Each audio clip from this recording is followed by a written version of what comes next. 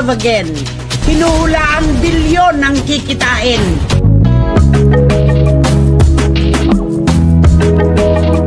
Sa Amerika, pinakamaraming sinihan daw po sa kasaysayan ng pelikulang Pilipino na ipalalabas sa Amerika, sabi ni Juris Dr. Channel.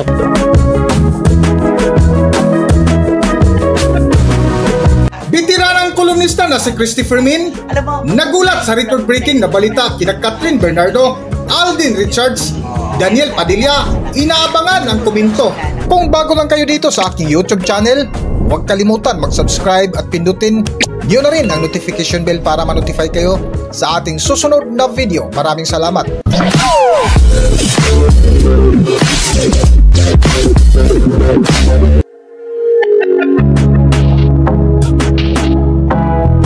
Record-breaking! Isang good news para sa pelikulang Pilipino. Matapos nga ang ilang taong inaantay, sa wakas, ipinalabas na sa ating mga suking sinehan nationwide ang kinakikiligang movie ngayong taon na Hilulabagin, na pinagbidahan ng dalawang bigating Philippine celebrity na sina Catherine Bernardo at Alden Richards, kung saan record-breaking ang kinita sa nasabing pelikula na umabot ng 155 to 160 million ang kinita sa loob ng 2 araw, kung saan inaabangan ngayon ng netizens ang komento ng dating nobyo ni Catherine Bernardo na si Daniel Padilla. Kita mo nga sa mga naglabasang komento ng mga nakapanood na sa nasabing pelikula ay halos lahat nagsasabing worth it ang 5 taong paghihintay ng mga fans para sa reunion movie ni Catherine at Alden Richards.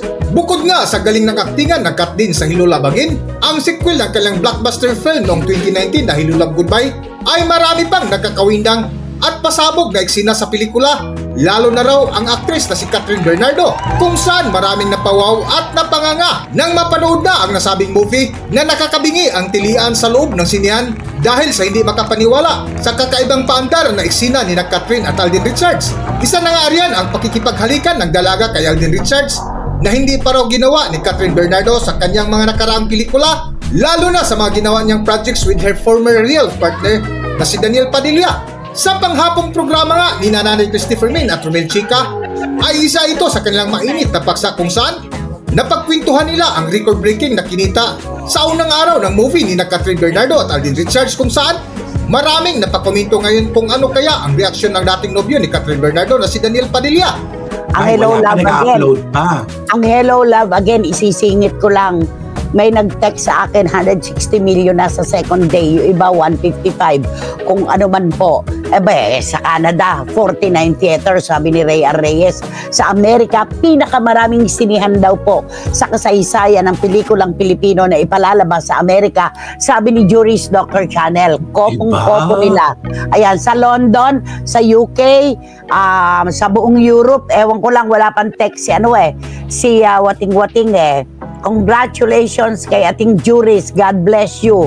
Sabi ni Wating-Wating. Alam mo mga CFMers, nagmamahalan talaga, no? Oo, ang galing. Suportado talaga lahat ng ating may sa vampira po ata si JC, walang bakas ng katandaan, bagets na bagets pa rin.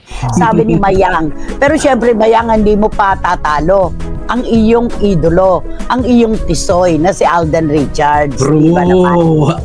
Alam mo, ang Hello Love Again, hinuhulaan po ng marami. Walang question ng tagumpay, aabot ng 1 bilyon.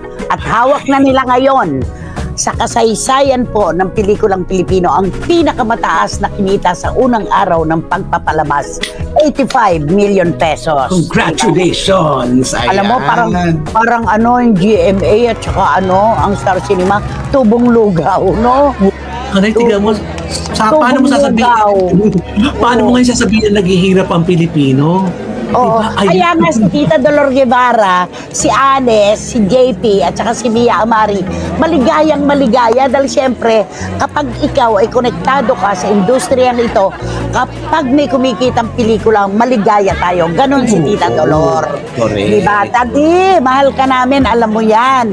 At saka nakakatuwa, kahit na kumita ng ganito kataas, talagang pinagbubunyi, makikita mo yung mga bida, napaka-low profile, low-key, lalo na si Alden Richards. Kaya diba? Pinagpapala, walang yabang walang kayabang-yabang. Totoo yan.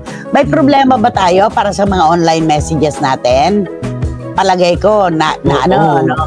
Okay. Baka so, Ayan, ako meron pang ano dito si John. Sana man lang ganyan ang tagumpay na maabot niyang Chloe San Jose na yan. Hindi yung dakdak siya ng dakdak, wala namang kawawaan. Si Direk Franny Zamora, of course, na nagkamali ng pag-text sa akin at sabi, nakapagpabili ka na ba ng 2 case ng beer? Bakit, Direk? Mukhang may inuman, Direk, dahil sa 100 55 M nakikita na ng Hello Love Again, di ba? Sabi ni Lara May Abrego, correct po nanay, ako na nga po ang magre-reply sa text sa Unity Tisoy. Overnight po, tumatabo sa takiya, lahat po ng papuri sa Tisoy ko ay nasasabi na, ay talaga anak, kilala kita pagdating kay Alden. Okay.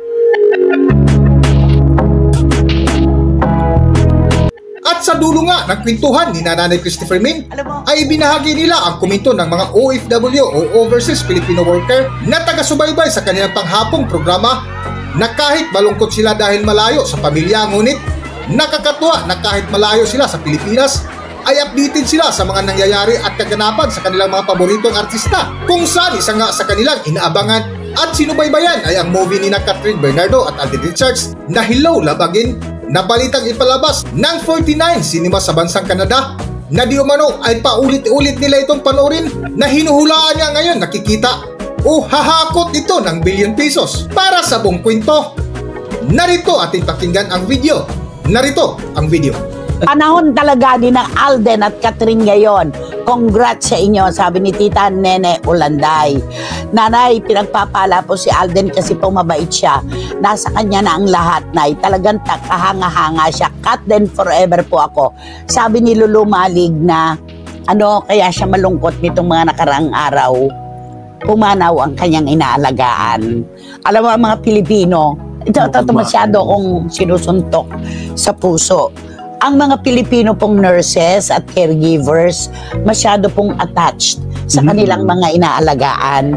Kapag pumapanaw, talagang kalahati ng puso nila ay tinatangay. Kaya Lulu, bawi-bawi lang anak. At sabi nga Tita Nene, ayan Blandina, ayan nakatikim ka kay Sophia, sabi niya. Ayan. At kung malungkot yung kay Lulu Malig, meron akong dapat na sabihin at itawid ngayon. Binabati po namin ni Romel at na lahat ng mga SNNers at CFMers si Juris Dr. Channel.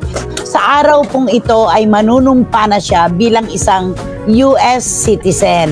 Wow! Pinagsulatan po niya ito ng matagal na panahon at nagpapasalamat siya sa Google USA na nag-back up sa kanya para maging citizen na po ng Amerika.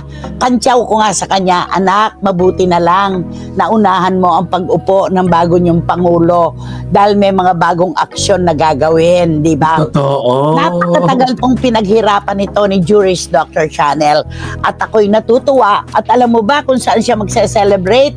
Sa Hello Love Again, tangay ang kanyang mga staff. Wow! Tapos manunod pa rin ulit sila. Juris, sa suporta, tiwala at pagmamahal mo sa amin at sa SNN, ito lamang ang maibabalik namin sa iyo. Maligaya kami, ipinagmamalaki ka namin sa iyong pagsuporta at pagiging loyal at tapat sa amin. Mahal na mahal ka ng mga CFMers. Salamat sa partisipasyon sa aming mga paksa. At salamat kasi pinakikita mo sa mga foreignero na ang mga Pilipino ay mayroong pangarap at meron ding mararating. Romel, ang mga tauhan niya puro puti. Puro puti. Oo, siya ang boss, di ba? Kaya congratulations, Juris Dr. Channel. We love you and congratulations. Congratulations! Hanggang dito na lang muna ang ating video at kung nagustuhan nyo, huwag kalimutan mag-subscribe at pindutin nyo na rin ang notification bell para ma-notify kayo sa ating susunod na update. Maraming salamat.